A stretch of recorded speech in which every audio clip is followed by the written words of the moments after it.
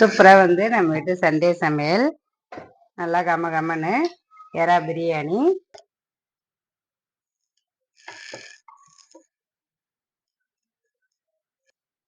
வந்து குழம்பு தான் வாங்கிட்டு வந்தேன். நல்லா பெருசு பெருசா இருந்ததுனால சரி பிரியாணி செஞ்சு கொடுத்துடலாம் பசங்களுக்குன்னு பிரியாணி செஞ்சுட்டேன். பசங்களுக்கு பிடிச்சது செஞ்சு சாப்பிட்டாக்கா அவங்க வந்து சண்டே வீட்டில் இருக்கிறாங்க இல்லையா, அவங்களுக்கு பிடிச்ச மாதிரி நல்லா சூடாக செஞ்சு கொடுத்துடலாமேன்னு பிரியாணியே செஞ்சுட்டேன்.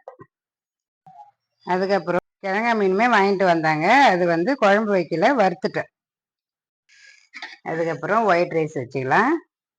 மீன் வந்து குழம்பு வச்சா நாளைக்கே மீந்துடும். சரி நாளைக்கு வேணாம் நான்வெஜ் அப்படின்றதால இன்னைக்கே தான் காலி பண்ணிடலான்றதுனால தான் மீன் வந்து வறுத்துட்டேன். அது வந்து குழம்பா வைக்கல. ஒயிட் ரைஸுக்கு நல்லா சூப்பராக வந்து ஒரு தக்காளி ரசம்,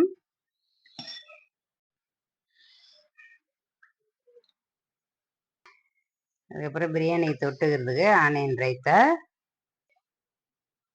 அதுக்கப்புறம் அவிச்ச முட்டை.